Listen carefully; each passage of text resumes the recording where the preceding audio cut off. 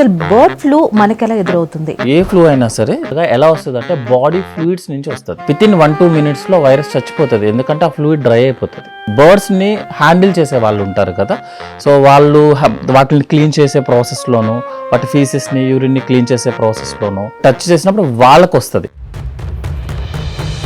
Bird flu వచ్చిన తర్వాత కడుపులో ఎదురయ్యే సమస్యలు ఎలా మనం తెలుసుకోగలుగుతాం? బర్డ్ నుంచి హ్యూమన్ కి రావడం వెరీ రేర్. వైరస్ తో ఉన్న ఒక చిన్న అడ్వాంటేజ్ ఏంటంటే అండి, వైరస్ సపోజ్ విత్ లిక్విడ్ తో ఉంటేనే వైరస్ బతుకుతుంది. చనిపోయిన పక్షుల్ని బరీ చేయడం అనేది కరెక్ట్. ఎందుకు అంటే వేరే బర్డ్స్ కి రాకుండా ఉండడం కోసం, హ్యూమన్ బీయింగ్ కాదు. పౌల్ట్రీస్ దాని మీద పడిపోయి 10 రూపీస్కి చికెన్ చేస్తాం, అట్లా అవసరం లేదా. మినిమం 100 degrees టెంపరేచర్ రీచ్ చేస్తే కానీ ఏ వైరస్ కూడా మోర్ దాన్ 50 degrees టెంపరేచర్లో బతకదు. కుక్ చేసి తిన్న చికెన్ తిన్న వాళ్ళకి రాదు actual. It will not spread. GERD అంటే ఏంటి?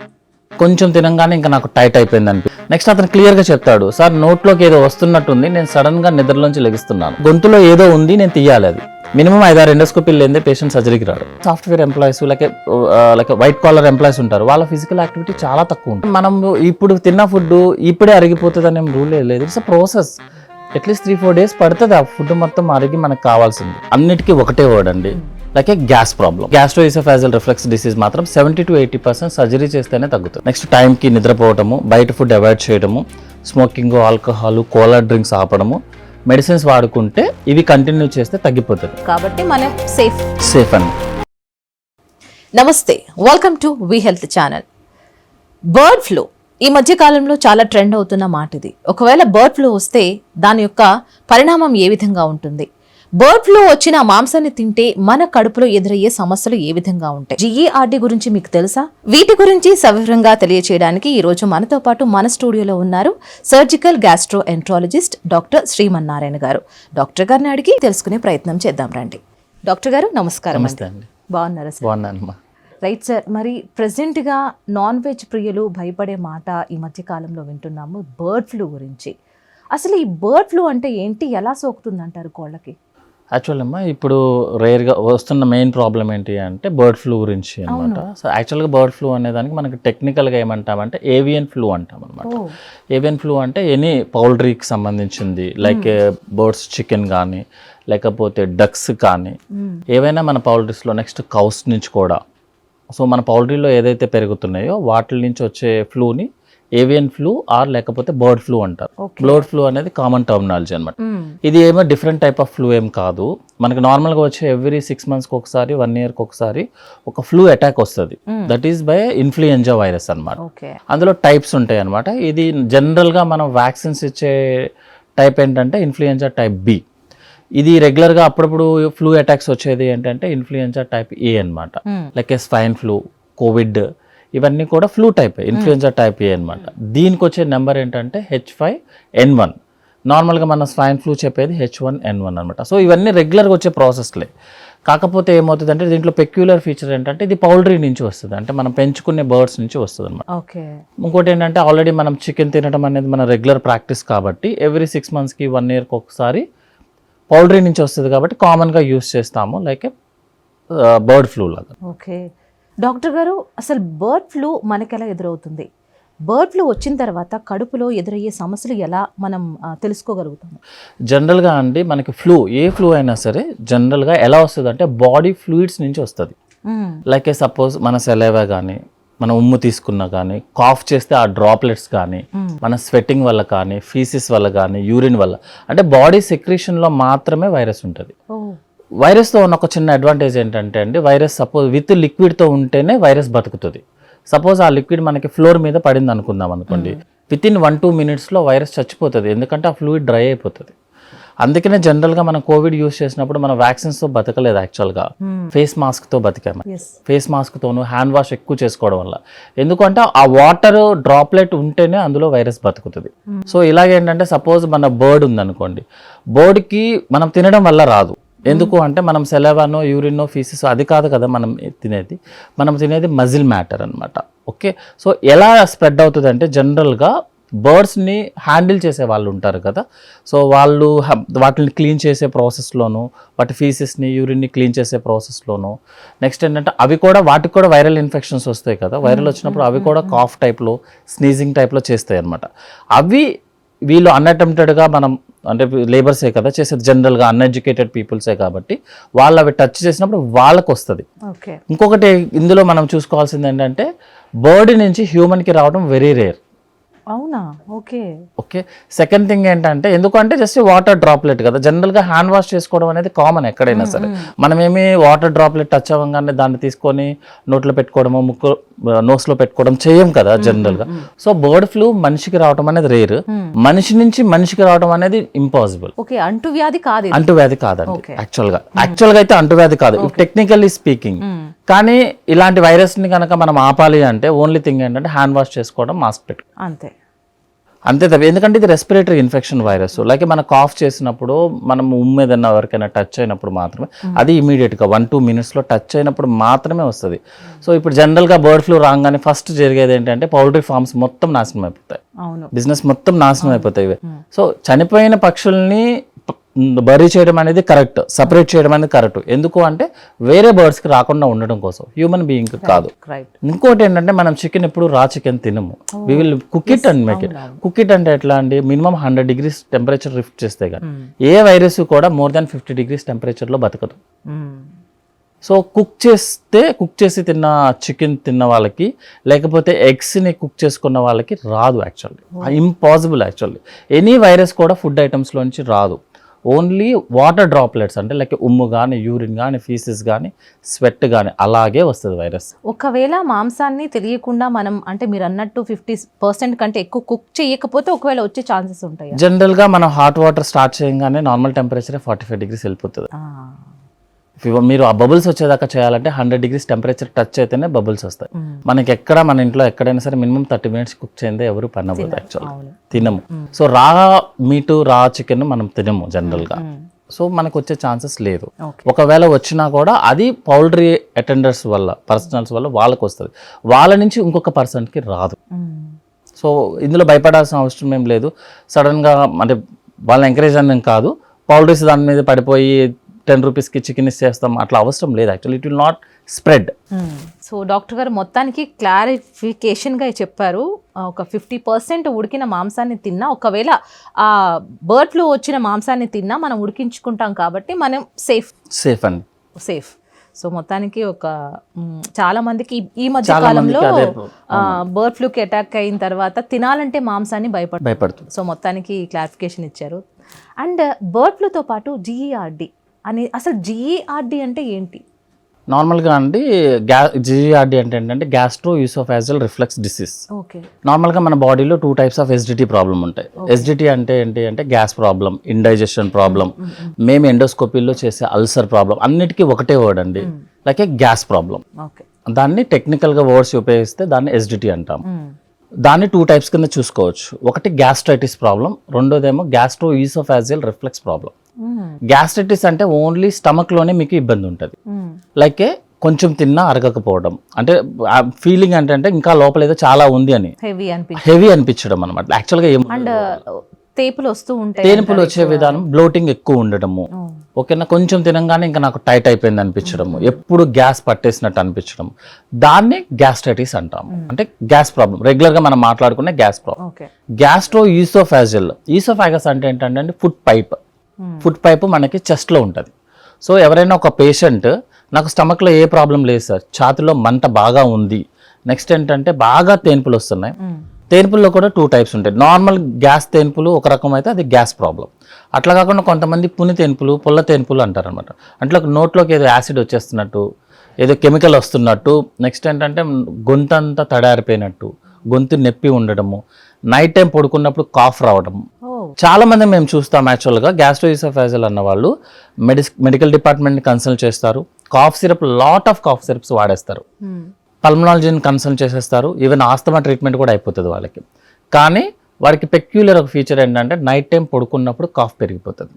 ఎందుకంటే లక్షణం అది డే టైం ఉండదు, ఆ పేషెంట్కి ఫీవర్ ఉండదు. సపోజ్ కాఫ్ అంటే ఏంటంటే జనరల్గా ఇట్స్ ఇన్ఫెక్షన్, అంతే కదా. నార్మల్గా ఇన్ఫెక్షన్ ఉన్న ఏ పేషెంట్ కన్నా ఫీవర్ రావాలి, ఈ పేషెంట్స్కి ఫీవర్ రాదు.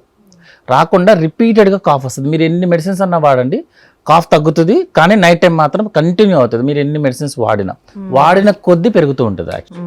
ఈ పెక్యులర్ ఫీచర్ అంటే కాఫ్ కనుక నైట్ టైం వచ్చి నెక్స్ట్ అతను క్లియర్గా చెప్తాడు, సార్ నోట్లోకి ఏదో వస్తున్నట్టుంది, నేను సడన్గా నిద్రలోంచి లెగుస్తున్నాను, లెగిసి ఒక గంట సేపు దగ్గితే కానీ అది కూడా ఏంటంటే గొంతులో ఏదో ఉంది, నేను తీయాలి, అది ఏముండదు యాక్చువల్లీ, ఫీలింగ్ అనమాట.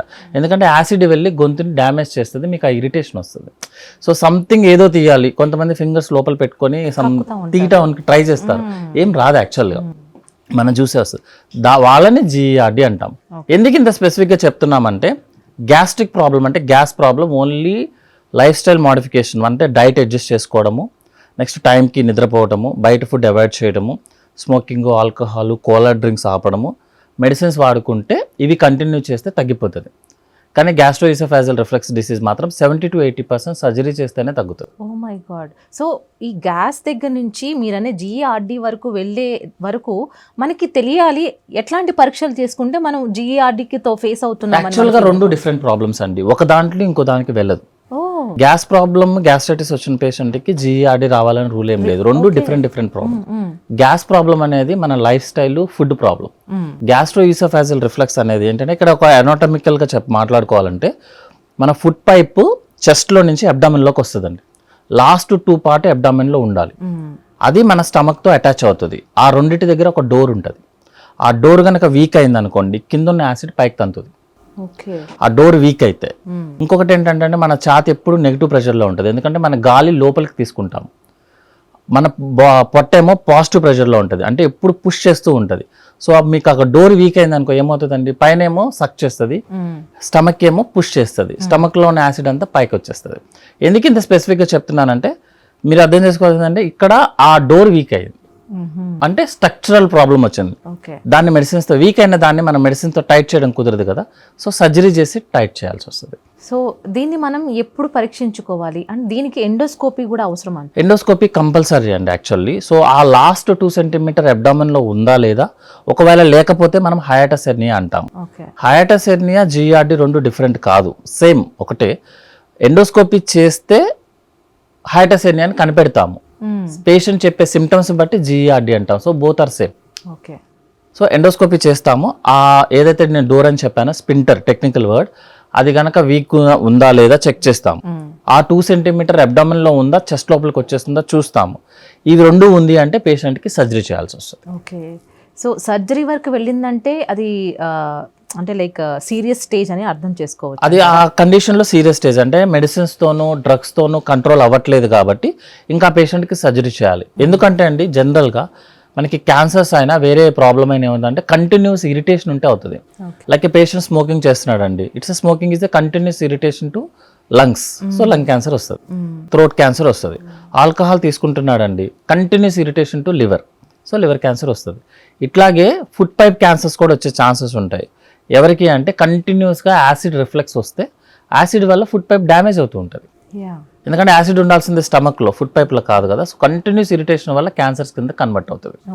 ఇంకోటి ఏంటంటే ఫుడ్ పైప్ యొక్క షింక్ అయిపోతుంది అనమాట, స్ట్రక్చర్ అంటాం దాన్ని. ఇవన్నీ కాంప్లికేషన్స్ వస్తాయి కాబట్టి జనరల్గా జిఆర్డీలో 4 స్టేజెస్ ఉంటాయండి. ఫస్ట్ 2 స్టేజెస్ని మెడిసిన్స్తోనూ డైట్తోనూ కంట్రోల్ చేస్తామండి, క్యూరింగ్ ఉండదు, ఎందుకంటే ఇది structural problem. Structural problem curing ఉండదండి ఎప్పుడు కూడా. స్ట్రక్చరల్ ప్రాబ్లం అంటే సర్జరీ, ఫంక్షనల్ ప్రాబ్లం అంటే మెడిసిన్స్. ఓకే.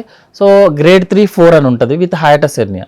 దానికి ఓన్లీ ఆప్షన్ సర్జరీ అండి. ఊరికే మెడిసిన్స్ వాడుకొని సైడ్ ఎఫెక్ట్స్ తెచ్చుకొని ఒక 10 మంది ఎండోస్కోపీలు చేయించుకోవడం మేము చాలా మందిని చూస్తాము. మినిమం 5-6 ఎండోస్కోపీలు లేదే పేషెంట్ సర్జరీకి రాడు. ఇంకా తగ్గుద్దేమో, ఇంకా ఎస్డిటీ ప్రాబ్లమే కదా ఎందుకు తగ్గదు అంటాడు. ఎస్డిటీ కాదు, అది రిఫ్లెక్స్ ప్రాబ్లం. సో ఒక్కసారి ఎండోస్కోపీకి వెళ్ళామంటే మనం దాన్ని ఇంకా మెడిసిన్తో మనం అంటే లోపల ఉన్న సివియారిటీ బట్టి అండి. ఓకే. స్టేజ్ 1, 2 అనుకోండి, లైఫ్ స్టైల్ మోడిఫికేషన్ డ్రగ్స్తో తగ్గుతుంది, క్యూర్ అవ్వదు, కంటిన్యూ అయ్యే ఛాన్సెస్ ఎక్కువ ఉంటుంది. 3, 4 వచ్చింది అనుకోండి, మెడిసిన్స్ వాడటం వేస్ట్, డైరెక్ట్గా సర్జరీకే బెస్ట్. రైట్. అసలు అంటే అసిడిటీ ప్రాబ్లం ఏంటో సవివరంగా తెలియజేశారు. ఈ జిఆర్డి వచ్చిన తర్వాత అసలు ఫస్ట్ మనకు కూడా అవే సేమ్ లక్షణాలు ఉంటాయా, మనకి ఎట్లా తెలుస్తుంది as we're facing this problem అని? ఛాతీలో చెస్ట్ లో మంట వచ్చేస్తుందండి. ఫస్ట్ ఛాతీలో నొప్పి వస్తుంది. నెక్స్ట్ పొద్దున్నే లగంగానే గొంతంతా తడారిపోయినట్టు, సోర్ థ్రోట్ లాగా, ఏదో వైరల్ ఇన్ఫెక్షన్ వచ్చిన ఫీలింగ్ వస్తుంది. వామిటింగ్ సెన్సేషన్, కళ్ళు తిరగడం, ఇలాంటి లక్షణాలు ఇది ఏమి ఉండదండి, జనరల్ గా ఏమి ఉండదు. బట్ ఫుడ్ తిన్న తర్వాత కొంచెం రిగజిటేషన్ అంటాం అనమాట. అంటే నోట్లోకి ఏదో వస్తున్న ఫీలింగ్. యాక్చువల్ గా రిగజిటేషన్ అన్న వర్డ్ ఎప్పుడు వాడతామంటే నోట్లోకి ఏదైనా వస్తే రిగజిటేషన్, అది రిఫ్లెక్స్ డిసీజ్ లో వస్తుంది, జిఆర్డీలో. అట్లా కాకుండా వామిటింగ్ వచ్చేసింది అనుకోండి, అంటే ఏదంటే బ్లాక్ అయినట్టు లెక్క, లేకపోతే ఫుడ్ తీసుకోవట్లేకపోతుంది స్టమక్ అనమాట. సో బోత్ డిఫరెంట్ అండి. యాక్చువల్గా వామిటింగ్స్ రాదు జనరల్గా. రైట్ డాక్టర్ గారు, ఒకసారి సర్జరీ చేయించుకున్న తర్వాత మళ్ళీ జిఆర్డి రిపీట్ అయ్యే అవసరం లక్షణాలు జనరల్ గా జిఆర్డీకి మనం లాప్రోస్కోపిక్ ఫండోప్లికేషన్ అని చెప్తామండి. అది సర్జరీ చేస్తాము. ఆల్మోస్ట్ 90 to 95% రిజల్ట్స్ ఉంటాయి, సక్సెస్ రేట్. తర్వాత కూడా పేషెంట్ ఒక 1 month వరకు మెడిసిన్స్ వాడాల్సి వస్తుంది. జనరల్గా ఏం చేస్తారంటే ఇన్ని రోజులు మెడిసిన్స్ వాడి మీ దగ్గర సర్జరీ చేయించుకుంటే మళ్ళీ మెడిసిన్స్ ఇస్తారేంటి అంటారు. మనం సర్జరీ చేసిన తర్వాత అది టైట్ అవ్వడానికి కొంచెం టైం పడుతుంది. ఈ టైంలో కనుక మనం మళ్ళీ ఎస్డిటి రిఫ్లెక్స్ వచ్చింది అనుకోండి, సర్జరీ ఫెయిల్ అవుతుంది. సో ఇప్పుడు సర్జరీ మెడిసిన్స్ అనేది కాంప్లిమెంటరీ అండి, అంటే ఒకళ్ళు హెల్ప్ చేసుకునే టైప్ అనమాట. అంతేగాని మెడిసిన్స్ వాడకపోతే సర్జరీ వాడకపోతే మెడిసిన్ కాదు. రెండు కలిసి పేషెంట్ని ట్రీట్మెంట్ ఇవ్వాలి. సో రీఅపీర్ అయ్యే ఛాన్సెస్ చాలా తక్కువ ఉంటాయి. రైట్ డాక్టర్ గారు, సో అంతకుముందు మీరు అన్నట్టు లైఫ్ స్టైల్ చేంజెస్ మార్చుకుంటే గనక మనకి ఇట్లాంటి వాటికి కాస్త దూరంగానే ఉంటామంటారు. సో ముందు అసలు ఇవి రాకుండా ఉండాలంటే తగిన జాగ్రత్తలు ఎట్లా తీసుకోవాలంటారు? జనరల్గా అండి ఇప్పుడున్న స్ట్రెస్ లైఫ్లో మన ఫుడ్ హ్యాబిట్స్ చాలా డిఫరెంట్గా ఉన్నాయి. ఓకేనా, అంటే నైట్ డ్యూటీస్, అది కూడా మల్టీనేషనల్ కంపెనీస్ డ్యూటీస్ అన్ని ఆడ్ టైమింగ్స్ ఉంటాయి. అది నైట్ డ్యూటీ కాదు, అది డే డ్యూటీ కాదు, మిడిల్లో ఉంటుంది. యాక్చువల్గా బ్రంచ్ టైప్ అనమాట. సో వీళ్ళకి ఏంటంటే స్లీప్ లేకపోతే మనకి స్ట్రెస్ లెవెల్స్ పెరుగుతాయి, ఎస్డిటీ వస్తుంది. One reason. Out side food తింటే ఆయిల్, యూస్ చేసిన ఆయిల్ మళ్ళీ వాడతారు, ప్రిజర్వేటివ్స్ ఉంటాయి. మనం కూడా బింగ్ ఈటింగ్ టైప్ ఉంటుంది అనమాట. అంటే మనం ఆర్డర్ చేసిన మొత్తం తినాలని ట్రై చేస్తాం జనరల్గా. ఇంట్లో అయితే ఆ ఛాన్స్ ఉండదు, మనకు ఆప్షన్ ఉంటుంది యాక్చువల్లీ. థర్డ్ వన్ ఏంటంటే ఈ కోలా డ్రింక్స్, ఎక్కువగా సాఫ్ట్ డ్రింక్స్ ఎక్కువ యూస్ చేస్తాం, స్మోకింగ్, ఆల్కహాల్. నెక్స్ట్ ఏంటంటే వర్క్ స్ట్రెస్ ఎక్కువ తీసుకుంటే హార్మోన్స్ ఇంక్రీజ్ అవుతాయి, గ్యాస్ట్రిక్ ప్రాబ్లమ్స్ వస్తాయి. సో ఇవన్నీ అవాయిడ్ చేయాలంటే ఆన్ టైం ఫుడ్ తీసుకోవాలి ఇంట్లో. అంటే బ్రేక్ఫాస్ట్, లంచ్, డిన్నర్ ఏ టైమ్ స్పెసిఫిక్గా అంటే యాజ్ రూల్ ప్రకారం ఏంటంటే breakfast 7 to 8, lunch 12 to 1, dinner 7 to 8. అంటే డిన్నర్కి స్లీప్కి మధ్యలో ఒక 2 hours గ్యాప్ ఉండాల్సి వస్తుంది. అందరూ నైట్ టైం చాలామంది పాలు తాగి పడుకునే అలవాటు ఉంటుంది. యాక్చువల్గా మన ఇండియన్ సినారియాలో ఆఫ్టర్ 20 years ఏజ్ గ్రూప్ తర్వాత మనకి పాలు డైరెక్ట్గా అరగవు, డైజెస్ట్ అవ్వవు. కాఫీ టీ ఓకే, కొంతమంది కాఫీ టీ అంటే ఉద్యమాలు చేస్తారు, లైక్ 4-5 times 10 times తాగేస్తుంటారు. మోర్ దాన్ 1-2 కన్నా ఎక్కువ తాగడానికి లేదు. కొంతమంది పాష్గా మేము గ్రీన్ టీ, లెమన్ టీ, ఇంకోటి ఏదో జింజర్ టీ, ఆనియన్ టీ ఏదో చెప్తారు అనమాట. ఏదైనా chemical. So if you are taking on empty stomach, breakfast తీసుకోకుండా ఎంప్టీ స్టమక్లో మీరు ఏ కెమికల్ అయినా, అది న్యాచురల్ కెమికల్ అవ్వచ్చు, ఆర్టిఫిషియల్ కెమికల్ అవ్వచ్చు, it will cause acidity problem. So బ్రేక్ఫాస్ట్కి ముందు రూమ్ టెంపరేచర్లో ఉన్న వాటర్ తప్ప ఏమీ తీసుకోకూడదు. సో ఇవన్నీ చేస్తే ఎసిడిటీ ప్రాబ్లం రాకుండా ఉంటుంది. ఒకవేళ వచ్చిందనుకోండి, హెల్దీ హ్యాబిట్స్ కంటిన్యూ చేసుకొని మెడిసిన్స్ యూస్ చేసుకుంటే సరిపోతుంది. రైట్ డాక్టర్ గారు, అండ్ ఇప్పుడు మీరు చూసిన కేసెస్లో ఏజ్కి సంబంధించి ఏమైనా ఉన్నాయి అంటే చిన్న నుంచి పెద్ద, అంటే లైక్ 15 years వాళ్ళు కూడా జిఆర్డీతో ప్రాబ్లంతో ఫేస్ చేసిన వాళ్ళు, లేదంటే ఏ ఏజ్ ఎక్కువగా ఉంటారు జనరల్గా? మనకి ఇప్పుడు లేటెస్ట్గా చూస్తుందంతా యంగేజ్ గ్రూపే వస్తున్నారండి, లైక్ 20 to 30 years ఏజ్ గ్రూప్లోనే ఎక్కువ వస్తున్నారు. చిన్నపిల్లల్లో ఇంకా వెరీ కామన్ అయిపోతుంది.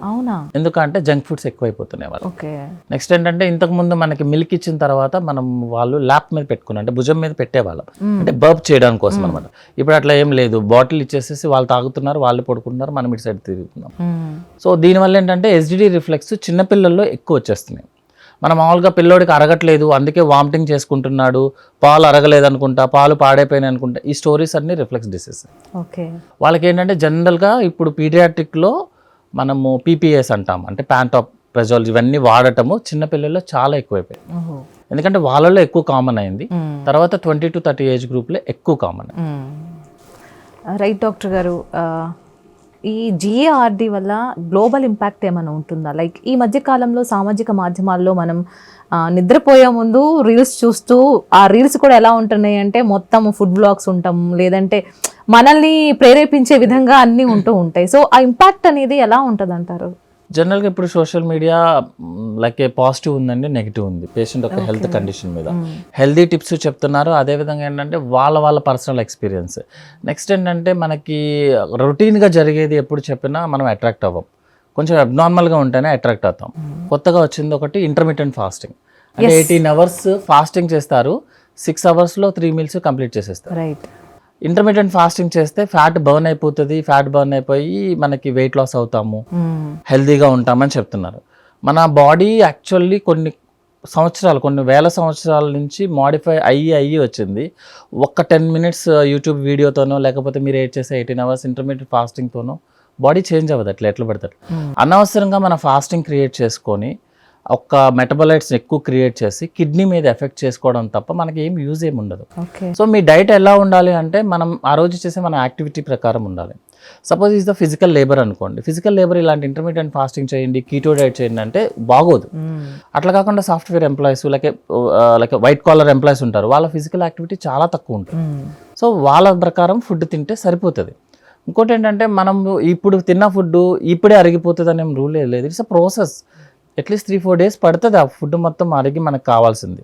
ఇప్పుడు మీరు ఫాస్టింగ్లో ఉంచారు, బాడీ ఆల్రెడీ మొత్తం డ్రైగా ఉంటుంది, మీరు ఫుడ్ తింటారు మొత్తం తీసేసుకుంటుంది, దానికి ఏం కావాలంటే అదే చేస్తుంది. మనం తిన్నదాని ప్రకారం మన టంగ్ తప్ప మన పని ఏమీ చేయదు మన body, it will take an. Next ఏంటంటే ఈ రీల్స్ అవన్నీ చూసి మోటివేట్ అయ్యి హెల్త్ హ్యాబిట్స్ కొంతమంది ఫాలో చేస్తున్నారు, హెల్ప్ఫుల్ అవుతున్నాయి. అట్లాగే జస్ట్ ఫర్ వ్యూస్ పర్పస్ కోసం హైఫై క్రియేట్ చేసుకున్న వాళ్ళు చేసే దాని ప్రకారం ఏమవుతుందంటే కొత్త ఫుడ్ బ్లాగ్స్ అవన్నీ అక్కడ బాగుంది ఇక్కడ బాగుంది అంటే అవసరం లేకపోయినా వెళ్ళడము, తినడము, ఆల్రెడీ పే చేసాం కాబట్టి అని చెప్పి మొత్తం తినేయటము, దానివల్ల పైగా ఆర్డ్ టైమింగ్స్, నైట్ టైం తినడము, 2 o'clock బిర్యానీలు. ఈ మధ్య చెప్పాలంటే 4 AM బిర్యానీస్ బాగా పెరిగిపోయినాయి డాక్టర్ గారు. అసలు early in the morning 4 biryani తింటే అసలు మనకి ఏమవుతుంది, అసలు అది గ్యాస్కే దారితీస్తుంది. గ్యాస్కే కదండి, మీరు 4 o'clockకి అంటే ఆల్రెడీ మొత్తం జ్యూసెస్ అన్ని రిలీజ్ అవుతాయి, మంచి స్పైసీ ఆయిలీ, లేకపోతే బిర్యానీ వర్కౌట్ అవుతుంది.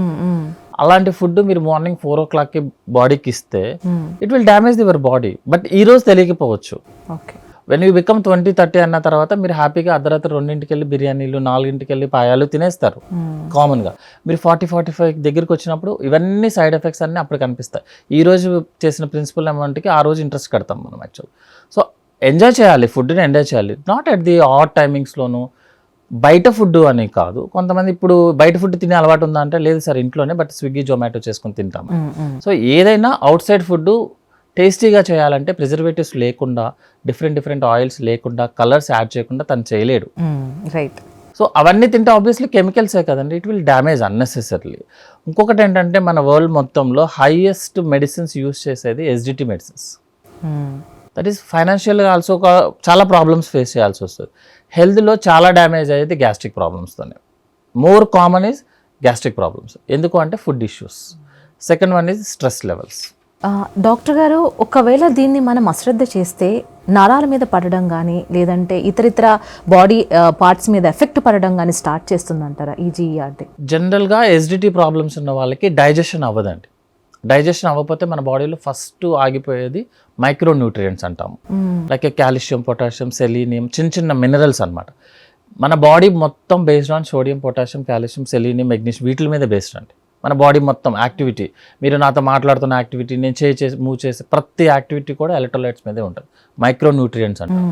ఎస్డిటి ప్రాబ్లం ఉన్న వాళ్ళకి, కాన్స్టిపేషన్స్ ఉన్న వాళ్ళకి, ఇండైజెషన్ ఉన్న వాళ్ళకి ఫస్ట్ ఎఫెక్ట్ అయ్యేది మైక్రో న్యూట్రియంట్స్. సో దీనివల్ల ఏమవుతుందంటే మనకి విటమిన్ B12 తగ్గటము, కాల్షియం తగ్గటము, D తగ్గటము, ఇవన్నీ ఉంటాయి. సో ఆబ్వియస్లీ మనకి నరాల బలహీనత వచ్చేయడము, మైగ్రేన్ అటాక్స్, నెక్స్ట్ ఏంటంటే బ్లీడింగ్ క్లాటింగ్ టైమ్స్ పడిపోవడము, అంటే బ్లీడింగ్ క్లాట్ కూడా అవ్వదు జనరల్. సో మన బాడీలో ఉన్న ప్రతి ఫంక్షన్, మన యొక్క హైయర్ ఇంటెలెక్చువల్ యాక్టివిటీస్ అన్నీ కూడా మైక్రో న్యూట్రియంట్స్ మీద డిపెండ్ అవుతాయి. అవి బాగా అబ్జర్వ్ అవ్వాలంటే మనకి ఎస్డిటి ప్రాబ్లం ఉండకూడదు. సో ఇండైరెక్ట్ రిలేషన్ అన్నమాట, but directly it will cause the micro. Right doctor గారు, చాలామంది ఎందుకులే ఆపరేషన్ వరకు టాబ్లెట్స్తో సరిపెట్టుకుందాం అనుకుంటారు. సో ఈ ఆపరేషన్ వరకు వెళ్ళాలంటే కొద్ది ఖర్చుతో కూడుకున్నట్టు పని. సో ఎటువంటి ఆపరేషన్స్ అంటే లైక్ అందుబాటులో, తక్కువ ధరకి అందుబాటులో ఏమైనా లభిస్తూ ఉంటాయా? లాప్రోస్కోపీ అండి ఇప్పుడు, అంటే కాస్ట్ ఎఫెక్టివ్ ఉంటుంది. ఓపెన్ సర్జరీ అంటే మొత్తం కట్ చేయకుండా ఓన్లీ లాప్రోస్కోపీలోనే చేస్తామన్నమాట.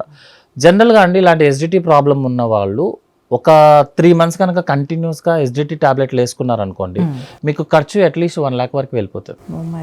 3 months అంటే మీరు ఎవ్రీడే టాబ్లెట్లు మార్నింగ్ ఈవినింగ్ టాబ్లెట్స్ వేసుకోవాలి. ఆ టాబ్లెట్తో పాటు సిరప్స్ అవన్నీ ఉంటాయి. ఒక పేషెంట్కి తగ్గుతుంది అనుకుంటే మనం మెడిసిన్స్ వాడిన యూజ్ ఉంది. లైక్ మీరు BP medicines, thyroid medicines, diabetic medicines ఉంటాయి. అవి కంట్రోల్ చేసుకోవాలి లైఫ్ లాంగ్ కాబట్టి మనం దానికి పెట్టినా కొద్ది. గ్యాస్ట్రోఇసోఫేజియల్ రిఫ్లెక్స్ డిసీజ్ మనకి మెడిసిన్స్తో తగ్గదు అని ఒక ఐడియా వచ్చిన తర్వాత కూడా మెడిసిన్స్ పెట్టి మళ్ళీ దాని సైడ్ ఎఫెక్ట్స్ ఉంటాయి, మళ్ళీ ఫైనల్గా సర్జరీకి రావాలి. సో 3 months కన్నా మోర్ దాన్ 3 months కనుక పేషెంట్ వాడుతున్నారు అనుకుంటే మీకు అదే కాస్ట్కి సర్జరీ అయిపోతుంది. దట్ వాస్ అమేజింగ్ అండి డాక్టర్ శ్రీమన్నారాయణ గారు. చాలా చక్కగా క్లారిఫికేషన్ ఇచ్చారు ఈ బర్డ్ ఫ్లూ గురించి, అలాగే GERD గురించి. మరో టాపిక్తో మళ్ళీ కలుసుకునే ప్రయత్నం చేద్దామండి. Thank you. సో ఇది ఇవాళ ఎపిసోడ్. మరో ఎపిసోడ్తో మళ్ళీ కలుసుకునే ప్రయత్నం చేద్దాం. నమస్తే.